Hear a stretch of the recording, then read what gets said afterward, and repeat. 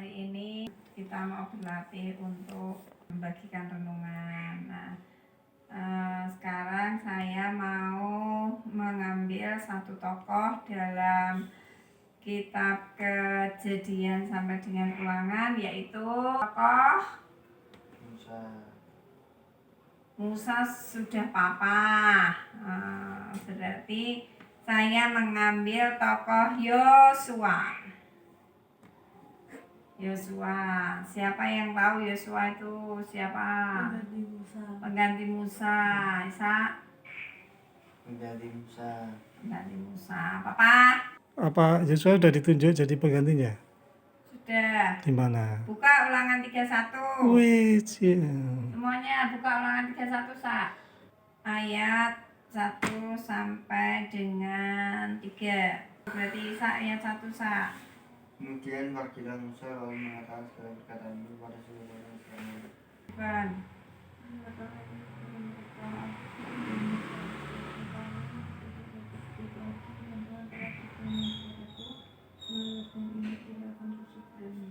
Tuhan Allahmu dialah yang akan menyeberang di depanmu, dialah yang akan memunahkan bangsa-bangsa itu dari hadapanmu, sehingga engkau dapat memiliki negeri mereka. Yosua dialah yang akan menyeberang di depanmu, seperti yang difirmankan Tuhan. Nah, di sini Musa itu sudah dikasih tahu Tuhan bahwa Musa tidak akan masuk ke dalam tanah perjanjian. Berarti kalau Musa tidak akan masuk ke tanah perjanjian karena bangsa Israel ini belum masuk ke tanah perjanjian, berarti harus mencari penggantinya Musa, penerusnya Musa ya, untuk memimpin bangsa Israel menuju ke tanah perjanjian. Nah, di sini yang dipilih adalah Yosua. Yosua dipilih untuk menggantikan Musa. Nah, kenapa Yosua kok yang dipilih? Padahal bangsa Israel itu kan banyak sekali. Kenapa Yosua yang dipilih oleh Musa? Ada yang punya pendapat enggak? Yosua lebih muda. Karena Yosua lebih muda. Apa, Van?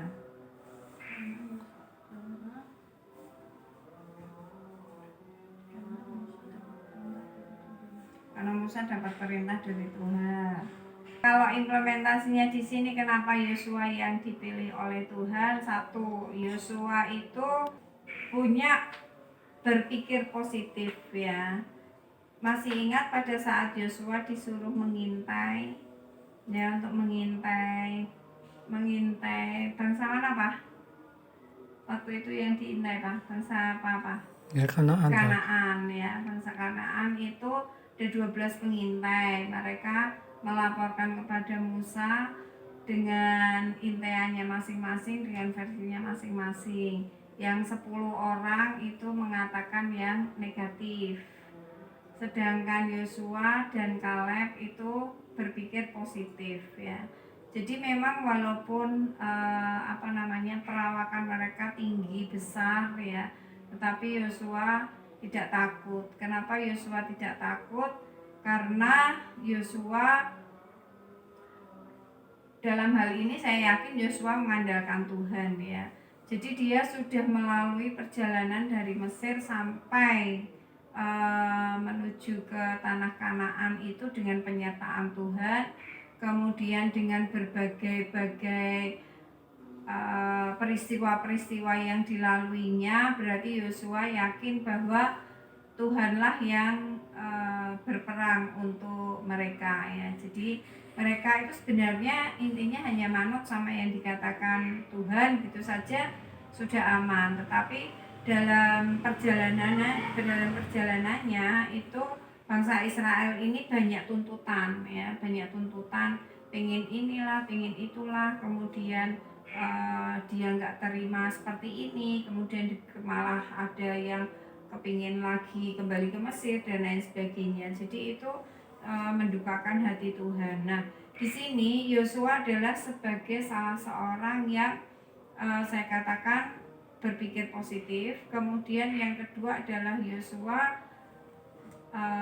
dekat dengan Tuhan ya. Jadi dari cerita ini dia tahu bahwa Tuhan yang menyertainya. Jadi Yosua itu sangat percaya sekali kepada Tuhan dengan mengikuti cara berpikirnya Tuhan. Jadi dia tidak mengikuti dengan cara berpikirnya kebanyakan orang, tetapi Yosua berpikir mengikuti pemikirannya Tuhan, bahwa dia pasrah, ya, dia berserah, dia manut sama Tuhan, ya, seperti Musa, ya. Musa ini, ya, seperti Papa bilang, Musa ini orang yang hebat, ya, orang yang sebenarnya sangat lembut hatinya. Dia mau maju ke depan untuk menanggung kesalahannya dari bangsa Israel, ya. Jadi setiap bangsa Israel protes, kemudian Musa menghadap Tuhan. Tuhan kadangkala mau menghukum, tetapi Musa bilang jangan, ya.